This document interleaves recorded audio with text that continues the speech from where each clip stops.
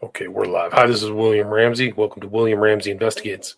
On today's show, I have a very special guest, returning guest, one of my favorite guests, if not my favorite guest. We've done many shows together. We're over 25, I think, but I'm delighted to have her back, Roberta Glass of the True Crime Report. And she's here to report on really the closing of the Larry Ray, Sarah Lawrence sex cult trial, which is a lot more even than a sex cult going on. Really strange facts. Even more facts came out that I was surprised to find out about, but she can talk more about that. So Roberta Glass, welcome back to the show. Thank you. Delighted to be talking to you about this amazing trial. Amazing trial. Like we were talking in the pre-show, you've sat in these amazing trials, the incredible trials, Maxwell, Nexium, and Raniere, and then this Larry Ray, and you've made comparisons to Raniere. I've read comparisons. Other journalists are making comparisons between Raniere and Ray, but it was kind of a curious trial, right? Even the can you comment about what the government did and then the defense did? In the trial? You're talking about just everything leading up kind of ended yesterday or today, right? Right. We had closing statements. So are you asking about closing arguments, or are you asking about the entire trial? The entire trial. Let's just. So this is what I was saying to you before we started, that this is the quality of trial that I expected at the Maxwell trial. And instead, I got what happened in the Maxwell trial, and this became very obvious, is Audrey Strauss, who was supposed to try the case, very experienced prosecutor, dropped out or quit in October. And in a couple months later, they went to trial. So what the government was left with was a team of younger, less experienced lawyers up against a $7 million defense team. And because of the level of press that had been around this story with Epstein and Maxwell, people, I think they didn't use witnesses like Virginia Giuffre because she had done so much press. She had written a book that was never published, all those kind of things. There was problems with the witnesses, and the trial just felt kind of rushed to be put together. And the government just looked defeated, exhausted, unhappy. And this is quite the difference. I was telling you today, for closing arguments, this is an all women team of amazing lawyers, great lawyers on the defense team too. But the government was just in a fantastic mood. They invited their friends, family, colleagues to come watch their closing statement. And they should be really proud. This has been an amazing, amazing trial. And just the level of lawyering is incredible on both sides. The subject matter is fascinating. Just jaw-dropping moments every minute. And then we had a defendant who's been brought out in an ambulance twice. So I don't know what more you could ask for in a trial. Fascinating subject, great witnesses that just cannot be brought down on cross-examination. They can't even chip at their a little bit at their about their testimony. It's been incredible. And it has like that element of technology too, because they went through his files and they found old recordings on his phone and his computer too of the abuse, right? That they showed. Can you talk about that? But you say computer or phone like there's one. He kept tons and tons of phones and hard drives. He lived like a hoarder style type house. Even the defense today they showed a picture of an organized, I think it was a garage or something of his, and said, like, look, he's not always living in these crazy circumstances, because his house, the closets were just stuff was falling out of them. There was so much stuff packed to the top. He was a hoarder. I mean, his interest in life was stuff. I mean, this cult was about him gaining money and stuff. Yeah. So he kept all these. He made his own evidence. The best evidence in this trial came from Larry Ray. He recorded his assault on Claudia Drury. He recorded audio. So what I mean when I say assault is Claudia Drury, he was one of his first devotees and victims who believed, he got her to believe that she had poisoned him under the direction of Bernard Carrick, this police chief. It's a crazy story. And even taped a confession tape. He had all these confession tapes of people saying, yes, I poisoned Larry Ray Santos Rosario too. I'm recording this on my own volition, and no one threatened me or convinced me to make this confession, which was a false confession. But he also recorded going back to Claudia Drury's assault. So he convinced her that she had to make repairs. So meaning he had to give her money. And she was a recent Sarah Lawrence graduate, math whiz. And he convinced her the best thing she could do was to prostitute herself. So he sex trafficked Claudia Drury. And she was handing over enormous amounts of money to him, $2.5 million altogether in the years. $10,000 to $50,000 a week. Wow. Right. Well, yeah, he challenged her to make $50,000 in a weekend. She couldn't do it, but she did it in a week. But that wasn't enough. He said, "Stop giving me money in drips and drabs." So, which really was so ridiculous, because it was never that. It was always huge wads of cash at a time. I mean, I consider thousands of dollars huge wads of cash, but okay, depends on who you are.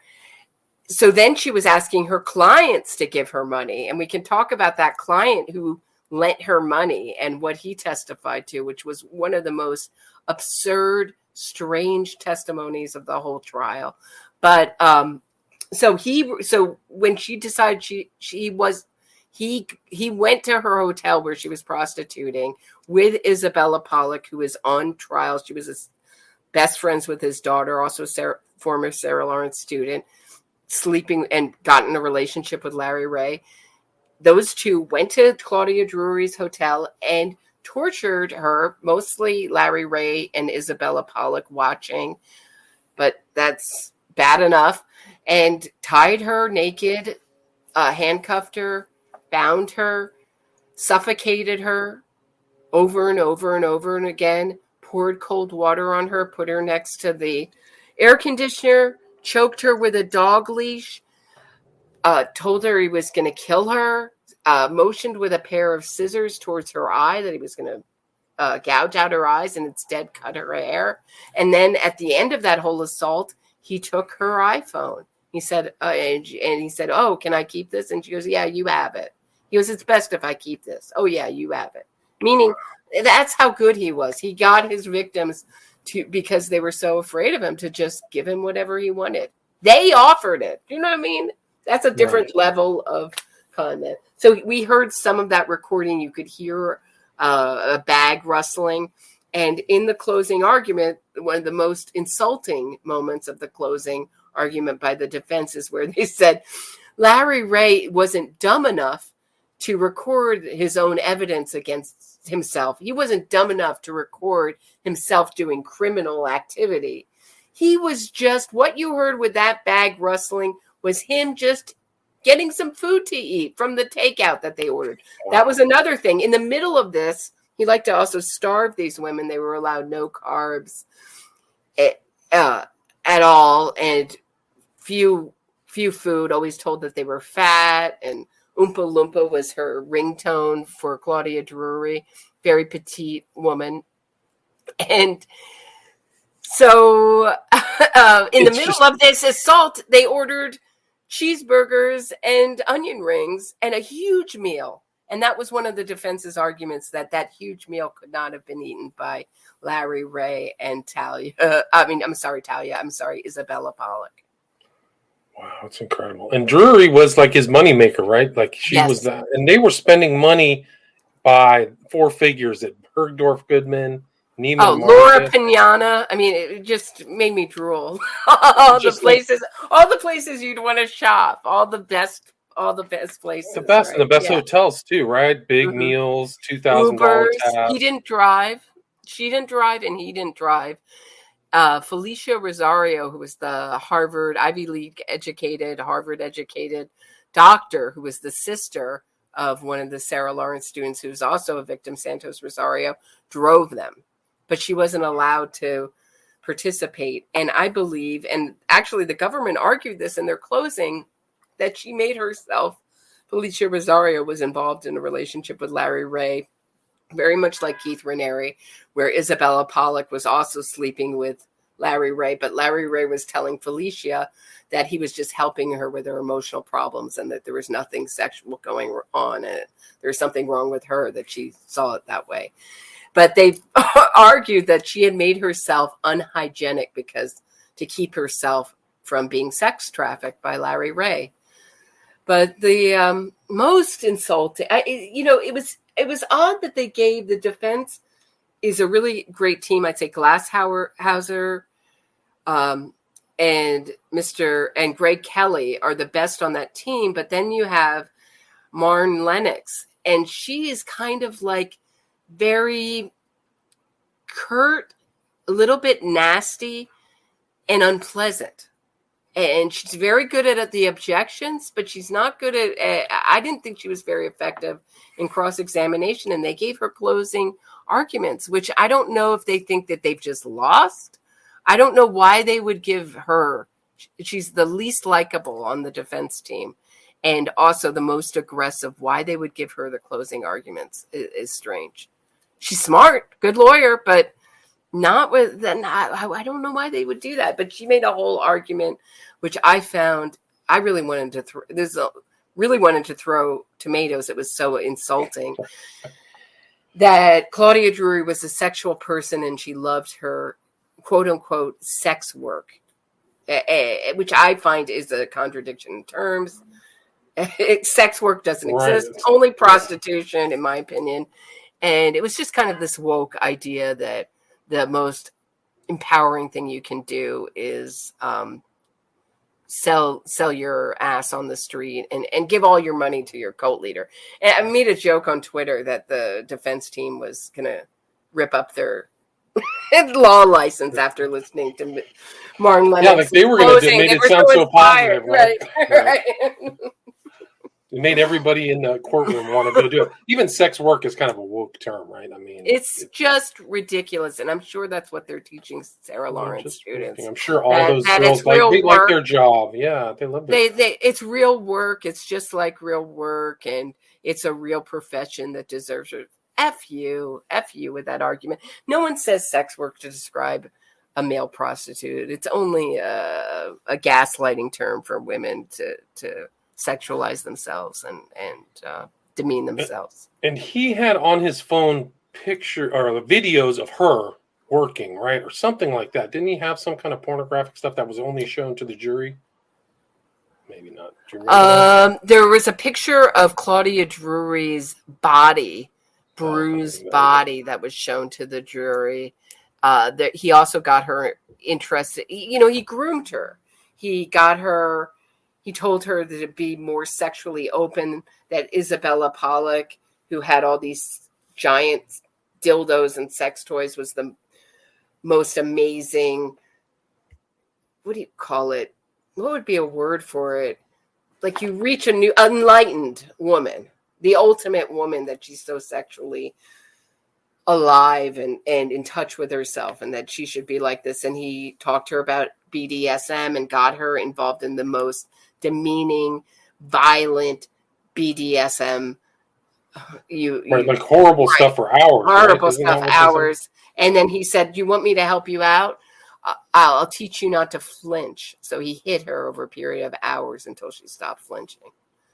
That's what Epstein did. He did that with Giuffre. She writes about that. So that's also kind of, was any of that? That was pretty much in that DOS too, right? Raniere was he kinked out? Yes. They were ordering. It was a master slave.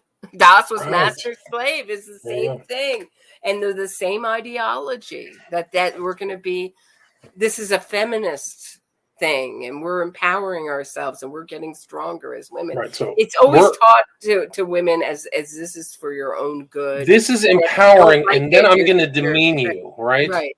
So it's like it's But demeaning is being demeaned is powerful. is power, right? And I think the whole world is being gaslighted with this ideology.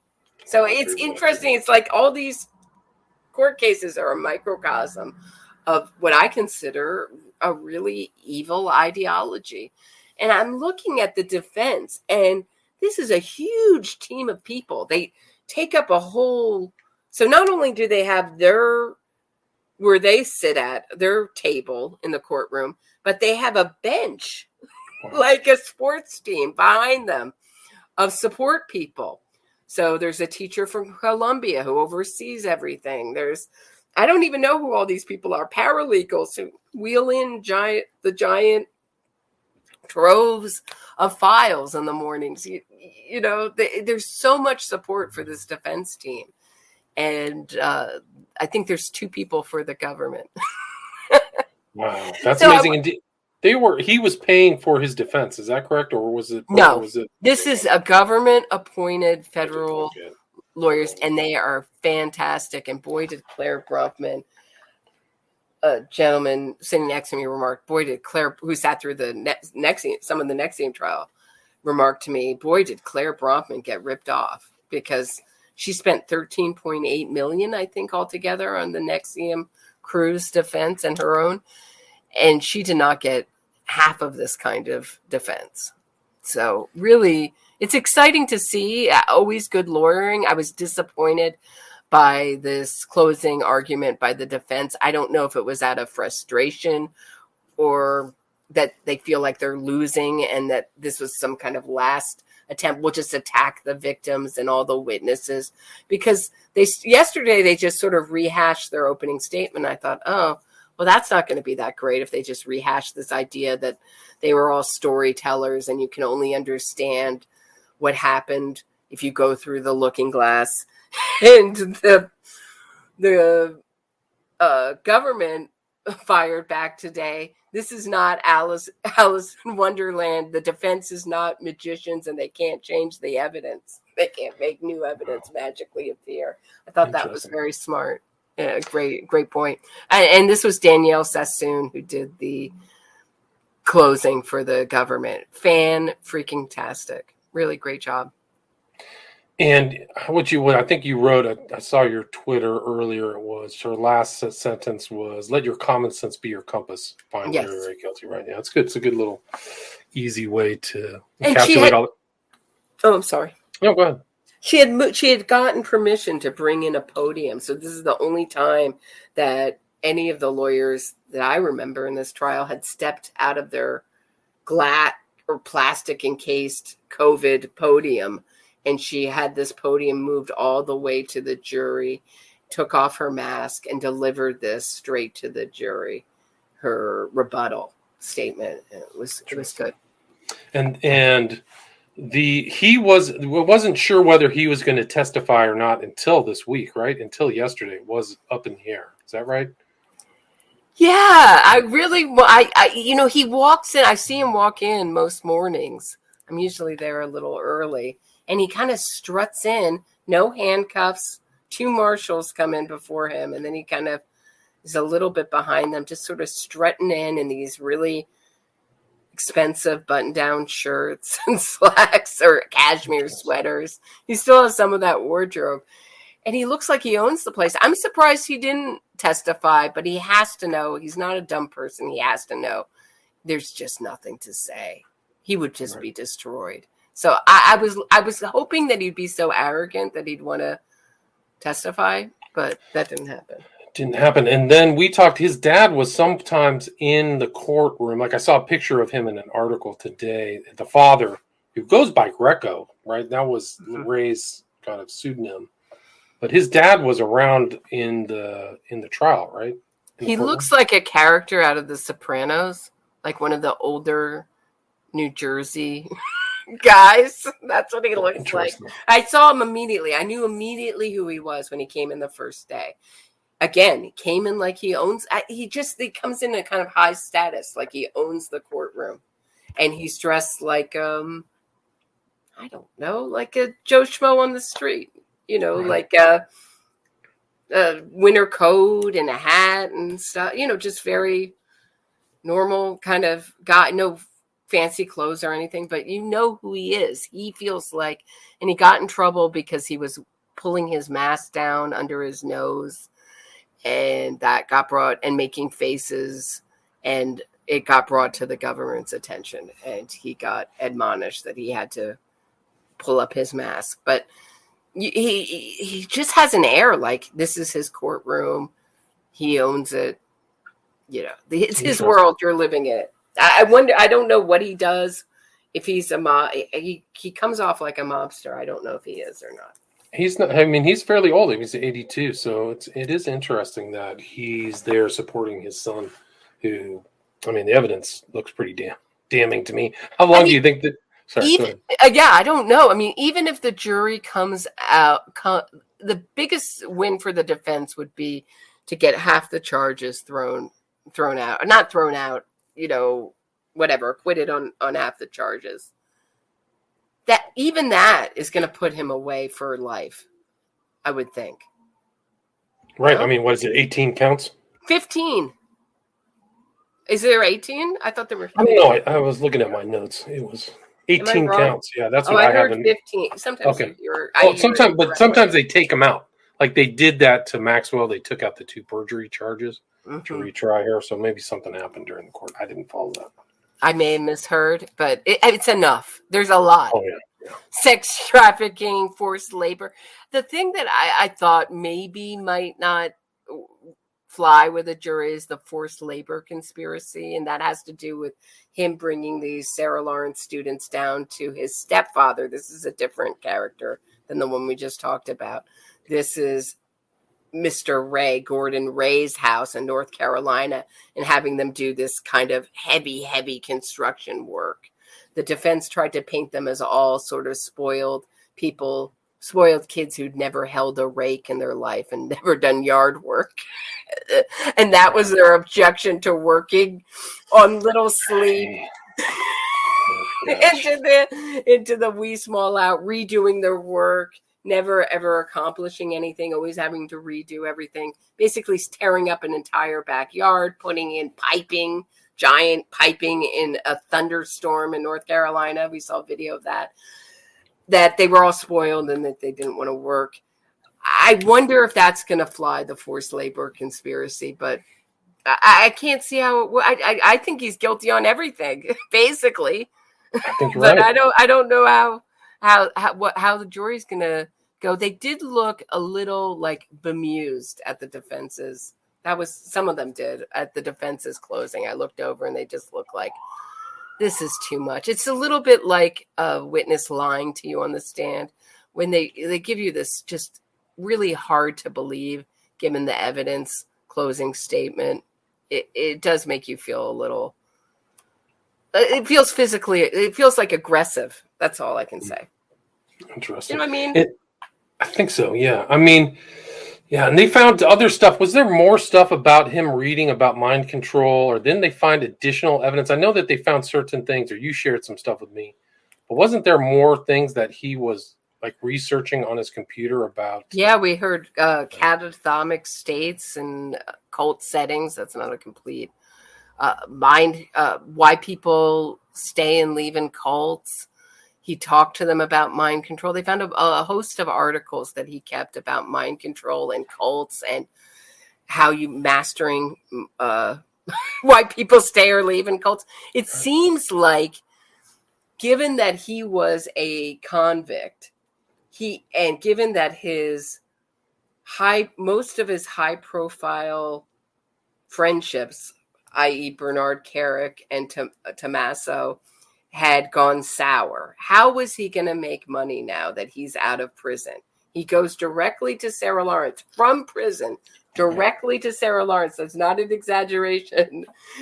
Moves in with his daughter there, moves in with his daughter's friend into his friend's dorm, female friend's dorm room, is sleeping with her, lives there for 6 months and starts this cult. It seems like it was something, and there's also a letter presented from Talia, his daughter, that they had cooked this up together, that he was going to help her friends. Did Talia know that he had his sights set on a cult? maybe. She comes off as a really unstable character, and there's certainly some questions in my mind whether they had some kind of incestuous relationship. It's a very odd, weird, almost like girlfriend-boyfriend relationship they have. Very dark, yeah. I mean, this guy's super dark. And it's almost like a Manson story. Like Manson comes out. He wasn't only out of jail for like 2 years. And he came out just starting to pick up people, you know. Did Manson do this, though? Did he beat his devotees like this? Did he force them into prostitution in this way? Did he? I mean, he controlled them. There's no question he controlled them. Ray used the term family, so it's the Ray family, right? So he's using these same kind of terminology, right? The Manson family, Ray family. There's similarities. I'm not saying this guy's as malevolent as Manson, but that's what I'm saying. I was just wondering. I was thinking in my head, it was a man. Would it have been better if Charles Manson had come on the Sarah Lawrence campus for 6 months? And I might say, yeah, I might say that Manson might be a little bit better than this guy. Yeah, I think so, and this is one of the worst predators I have ever read about, heard about, been around. I don't know. I thought Raniere, it comes off as an intellectual with that soft voice, and that because he's so deceiving, that also is a deceptive in his presentation. This guy comes off like a street thug. He swears nonstop. His language is disgusting. He calls these kids hemorrhoids and worms in the video and audio that we've heard and presented in court. So that's amazing. I didn't know, but there's something in my reading of this case. Granted, I can't say I've gone to the court like you have, but they seem to have looked up to him as like a cult figure gets looked up to, as a person of wisdom and somebody who can help them. So there's that element of Raniere and Manson as well, where they're abusive as all heck, right? But they're also, there's something about them where I'm here to help you. I'm giving you. That's right. You know, that's right. It's just the way Scientology or any other cult works. Exactly. We can help you with that. What's your problem? They find out what your issues are, your weaknesses are. They assess you right away and say, "Oh, we can help you." That's the Scientology. That's that personality test. That's the first thing they do, and it's a test you never win. Nobody gets an A. So the outcome is, oh, I see that you have something wrong. That's always the outcome. So once you go into that test thinking it's a objective test, it's not. And that's one of the first things they hand out. Who took that test said they said he had a total lack of accord. Whatever that means. I just thought that was funny. We talked 2 weeks ago about this case, or maybe we did a longer one. The update. When did we talk about the original? But the word, it was 3 weeks ago. But that one, the word I couldn't remember from Raniere was collateral. So that was the word NXIVM used, but I think that was the concept that Ray also used. So they had that same kind of blackmail collateral, which Scientology, it comes out of Scientology. Yeah. He said, make repairs. That was his big thing, Larry Ray. You're making repairs by giving him money. The only way he could be paid back is financial. It was never like you scratched my pan. Here, you can give me a hug and apology. That'll suffice. It was always money and a lot of it. And so this other kid bankrupted not bankrupted, that's an exaggeration, put his parents' travel agency into debt, borrowing money because he told them that he was going to commit suicide if he didn't hand over this money to Larry Ray. He really convinced these kids that that these kids had poisoned them. He had convinced these kids that they had poisoned him. They were poisoning him, right? And these videos are so interesting because they're really like prisoner or people who've been kidnapped videos, hostage videos. Their eyes are all blank and there's no expression in what they're saying. And sometimes he makes them, you can hear Larry Ray feeding them details and telling them they're not giving enough details and no one's going to believe them and do it better, do it this way. So he directed their confession videos.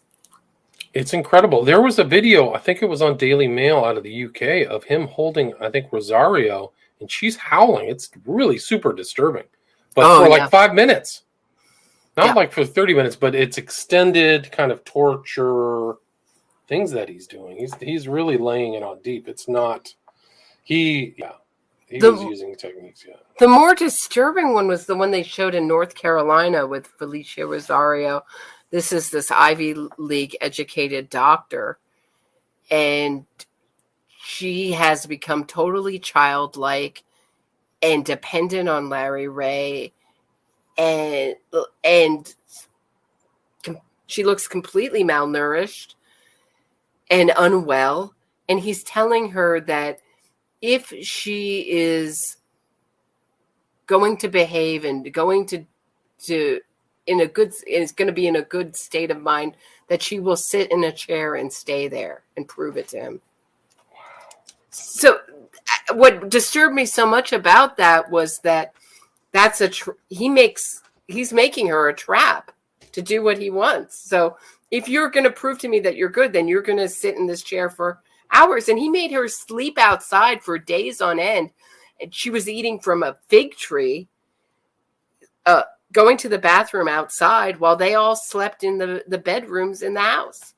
Wow. Like a dog.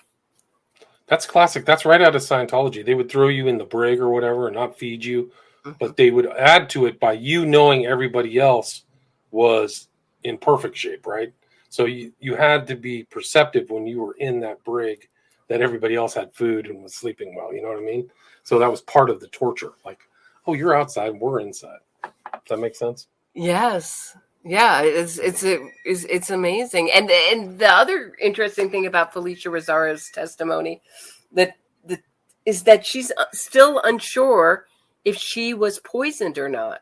She still believes in some way. She's not totally out of the cult mindset that she was poisoned by these people, by maybe Bernard Carrick via her brother or Claudia Drury, but she thinks it's unlikely.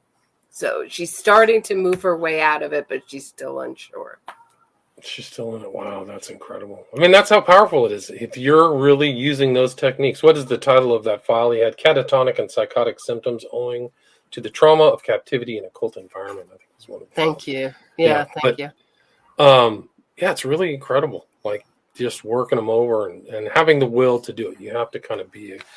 Did you get anything else? I mean, we talked kind of the mystery about his background, but his dad is 82, looks like a mobster. I'm not saying he's a mobster, but he was definitely involved in getting Carrick thrown in jail, right?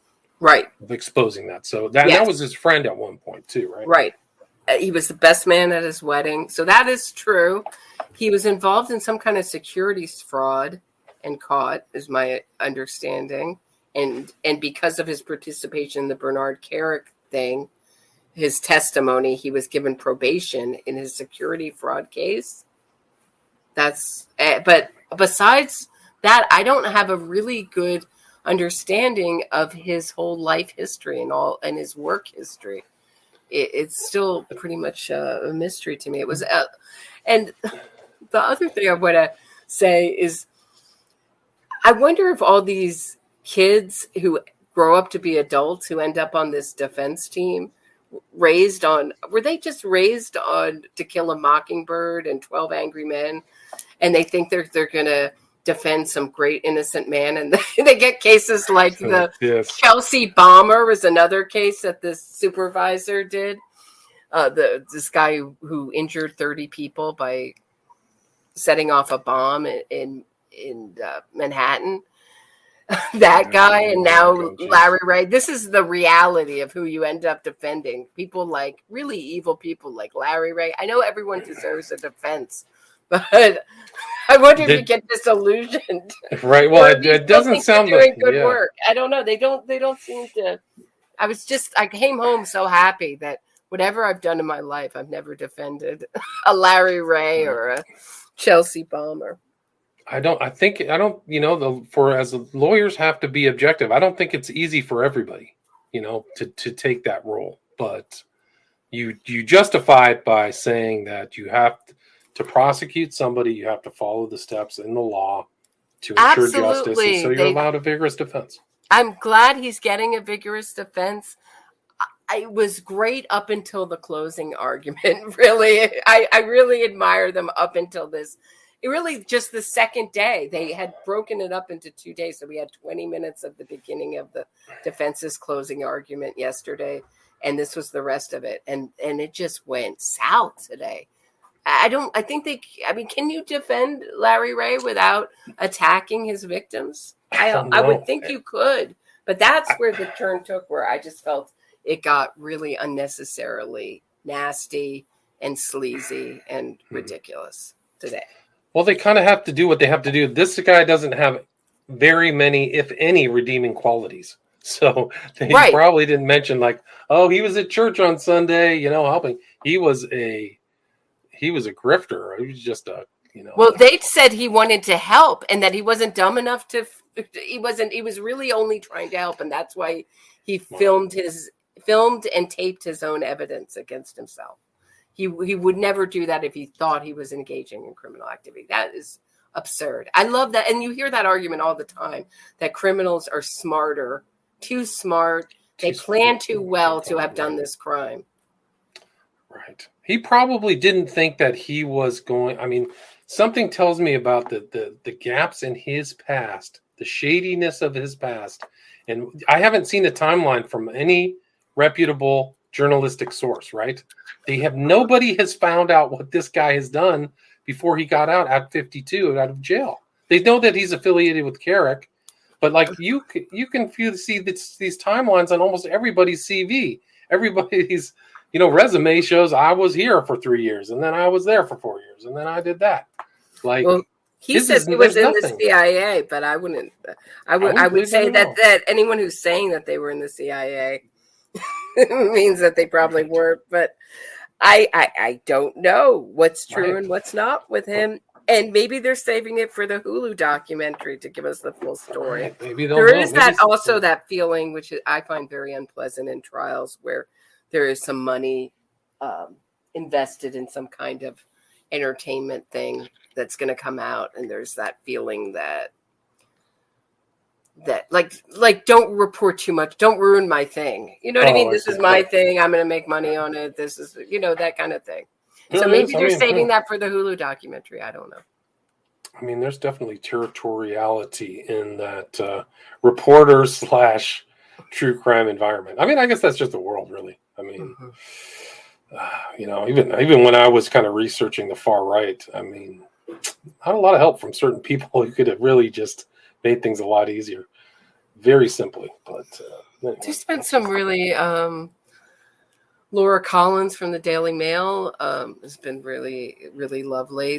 There was a wannabe law student named Jess who I talked to. It was really interesting. Had some of the most insightful things to say about the case.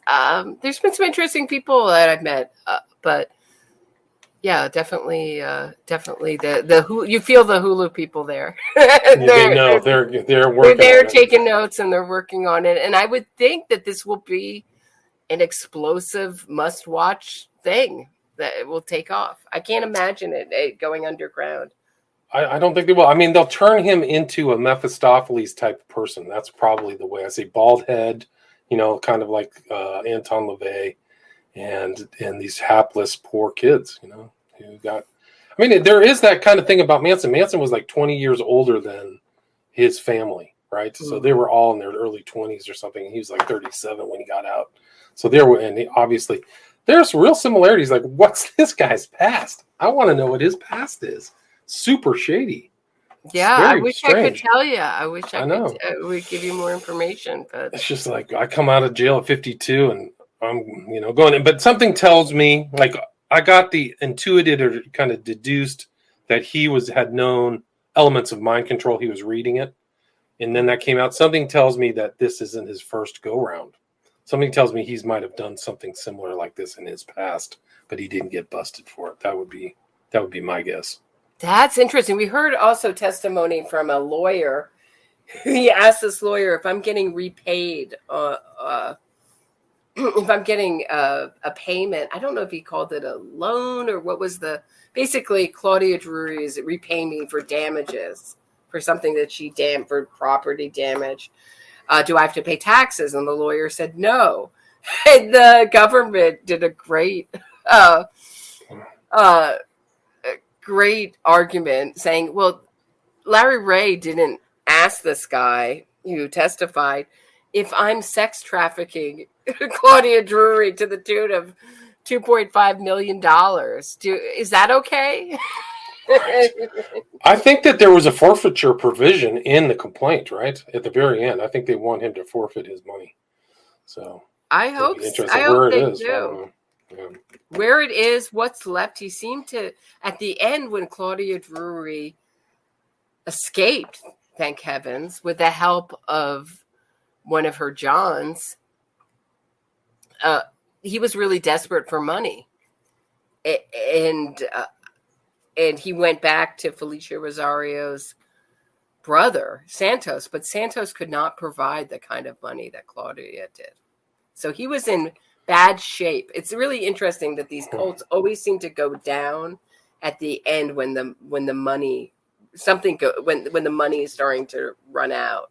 They very rarely get brought down at their height. Interesting. Well, how long do you think the jury will deliberate? That's what I'm trying to figure out. I'm going to be there waiting for the verdict, I think, for some of it. I hope. But I'm afraid that they're going to do it. I'm going to think that they're going to take a while and I'm going to miss it somehow. I would think it would be 2.5 days. There's a lot of charges. Yeah. Mm-hmm. I would say by Friday. I think they'll be done. I think that this is the evidence is overwhelming. So, and there wasn't much seemingly from the defense. There wasn't anything. He didn't testify. No character witnesses about his good character, right? Nothing. No. And he's so awful in these audio and video. His true nature has been and he was trial. I think the complaint was filed under Berman, right? So it went Berman, Strauss, and then the new guy. Right. So I think he was arrested in 2020. Not Bragg, right? There's someone else, right? I think there's a new guy in Africa. Yeah, I think he was in the courtroom today. The top people. The new U.S. attorney. Yeah. The U.S. attorney. Who is that? Let me look it up. The U.S. attorney for the Southern District of New York. It's not Bragg, right? It's someone else. Well, it doesn't say right away. U.S. attorney. No, it doesn't have his name right away. It doesn't come up on the page. It's somewhere in here. That office is in. They've had some turnover, right? Yeah. I mean, tons of turnover. I mean, nobody wants to work for a quarter of what you can make as a defense attorney at long hours with a lot of cases. With with absolutely skyrocketing crime problem in New York. Just crazy. I mean, it seems to be getting crazy, huh?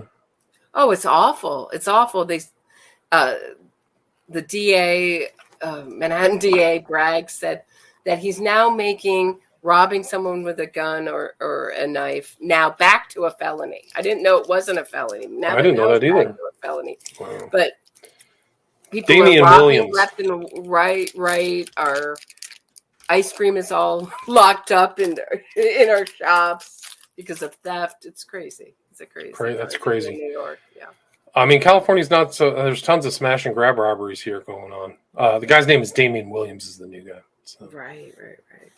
Anyway, is there anything you'd like to add? I mean, I think we've covered a lot of stuff. I mean, it's just a fascinating case. I mean, you're really fortunate that you've covered just some incredible cases. I mean, you can almost look at Maxwell as kind of like a cult. I don't know if she used a heavy duty mind control of Raniere or Ray, but she threatened people and they threatened people, you know. So all that, we know these people, we know pictures of Bill Clinton and all the famous and connected people that they knew were always displayed in all of their houses. The message was clear to the Maxwell Epstein victims: don't talk.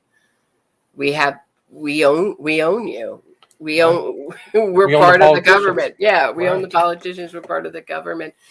And Ray's relationship with Sarah Lawrence has not been revealed. And it seems like, to my mind, that he had some kind of relationship that they knew a lot more than they're saying. Because the evidence that's come out in this trial is that a dean was notified about this relationship that he had with Claudia Drury, not the prostitution, the sex trafficking hadn't happened, but his relationship that started at Sarah Lawrence, mentor-mentee. That's the way she described it in this email that Larry Ray helped her write. So it was disclosed to a dean. It was disclosed to a professor, Nancy Franklin. Those two, that should tell you that they knew.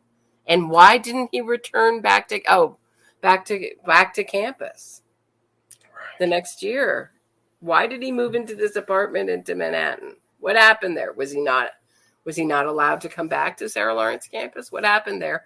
And it's funny, his daughter Talia is a paralegal working for one of these woke social justice organizations in North Carolina. Wow. That's incredible. It's just, to me, this is it's like there's this story, but the story exists to me as a cautionary tale of the dangers of an ideology that's sweeping this country. Right. I mean, sex work is great. Yeah. No, you're liberated. Everybody deserves no consequences. Right. No consequences. Safety is not as important as personal freedom. That, to me, is the other story within this trial. And I'm sure that doesn't make me very popular with other people attending it. And probably one of the more conservative people in the courtroom. You've taken very unpopular positions, but you've kept your integrity, in my opinion. But I'm right so often. I have to say it. I'll toot my own horn. I am right a lot. I can't think of one time I thought you were wrong. So, and all the court cases that you cover, it's a lot. I can't come across where, I mean, so many of this innocence fraud and so much is the celebritization of these criminals, and the sympathy train is it's so unwarranted. It's just. Did you hear that Kim Kardashian just tweeted for a baby killer? No. The Lucio in Texas. Baby abuser and killer. She had all her kids taken away. She was abusing them and abusing them so much she killed her little baby. Oh, was that the baby that the guy on the Joe Rogan show was trying to do a full sympathy ploy for? Yeah. Oh, gosh. Baby killer. Dubin. I can't get it. You would think that supporting a baby killer would ruin your career, but not in this day and age. I think it's a plus. It's really sick. They have pictures of that baby. If I remember, it was like the Latino woman, right? And the baby had bruises all over it, right? When it died? Yes. I don't remember her. Yes. Melissa Lucio and her baby Mariah is the case. That's so sick. Well, I mean, here's the thing. It's like another thing. A jury goes through the whole process and looks at the evidence, but they were wrong. And then this guy Dubin talks about the whole sob story, but that's what's supposed to happen in court, and he should know better, in my opinion. They're never in court. You'll never see Josh Dubin in court. Never. I don't think he understands how the legal system works. And I know he's not reading any of the court transcripts of any of these cases. He just believes whatever the Innocence Project tells. So aggravating. It goes back to our first shows when we were talking about that case about the guy who killed his Korean girlfriend. What was that? What was his name? Adnan Syed? Adnan Syed. Yeah, it goes all the way through that whole podcast, and it just hasn't stopped. I was just going to say, when they're saying Larry Ray is too smart to record his own criminal behavior, doesn't that remind you of the West Memphis Three, that they weren't criminal masterminds to put these kids in water and get rid of the evidence that's said to be done by a group of professionals? I mean, you heard that stupid argument in that case, or that they were cut up to great precision. I think that's an argument for the first stepfather, to accuse the first stepfather, who was a jeweler, and that the wounds had surgical precision. Right. That's a bunch of baloney. Yeah. Just like it seems like there's like a limited number of defense arguments, and they're used in every case. Good point. Very true. Like you've got some definite broad angle lens on a lot of court cases because you've covered so many now at this point. Did I hear that Joe Berlinger inserted himself into another criminal case? Did he show up in Oklahoma or one of those other cases? Glossop. He should have been Glossop. That's right. He did that killing Richard Glossop. I always want to call it saving Richard Glossop because that's a more honest title to that mockumentary. I call it. It's almost like Spinal Tap, right? It's just an advocacy piece for Richard Glossop, which I think is the best case that the Innocence Project has had in a while, because if you know nothing about it, it sounds pretty good. Oh, other guy did it and blamed it on his boss. Until you read the details of that case, it sounds good. And I think they might free Richard Glossop. I think they have the best chance of getting him out. There's a whole bunch of Republicans got in love with Richard Glossop, that psychopath, trying to get him off of death row. And he's been abusing, financially exploiting women. Fortunately, none of them will talk. Some of them agreed to talk. One of them agreed to talk, doesn't show up twice.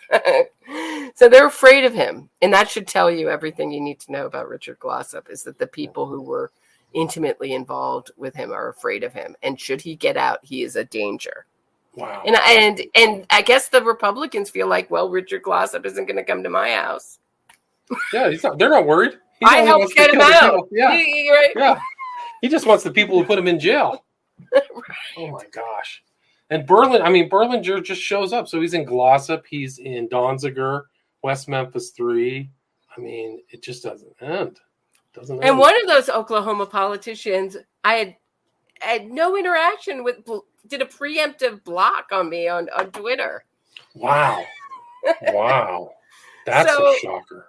Yeah, that guy, I'm forgetting his name right now, but his wife said in their divorce papers that he was soliciting male prostitutes. Oh, geez. So that's the divorce papers are the best. Richard Glossop. Oh, you know what? Divorce papers are the best. They Jason have the most Flo salacious is getting stuff. a divorce, by the way, of the Innocence Project. I can't wait to get my hands into those, see what's going on there. That's why a lot of people just settle. That's why a lot of the men just settle right away and don't go to court. You can just have half walk, because when the woman's about to go into the divorce papers, you can have all of the ugliest stuff imaginable goes right in there, man. Holy smokes. Divorce papers, if it gets to that point, I mean, they're it's like reading the notes on the Star Report, just like all of the dirty stuff. Oh, I remember. I'm still probably devastated emotionally from the Star Report. That was so unnecessarily salacious. Oh, yeah, that's our Supreme Court justice. That's him. He was the one who did all that stuff for Star. Do we have to go into these really graphic details about cigars and sex? I don't know. I'm sure that's why the Clintons really tried to scalp him, is because of that. It got worse. It's worse. I mean, go read that. I don't want to even mention it on my show, what they put in, but it was like beady. I mean, I don't want to talk about it. I don't want to say it. But anyway, it's great to talk with you again. Is there anything you'd like to add? Anything? Why don't you promote your Facebook page and your YouTube channel and your I'm at YouTube, Roberta Glass True Crime Report. I have a Facebook group, Roberta Glass True Crime Report, same thing. I'm on Twitter at Roberta Glass Pod. Please leave me a 5-star review on Apple Podcasts. Subscribe to my YouTube channel. Thank you. I love talking to you. I love talking to you as well. 5-star review on my iTunes podcast too, if you will. I always forget to ask for that, but it does help. But again, we talked about the Larry Ray trial and the Sarah Lawrence sex cult high strangeness. It just is the weirdest case. It's amazing. But I'm glad that you're there to report on it. So, Roberta Glass of the True Crime Report, thanks so much. Thank you. All right, take care. Stay there.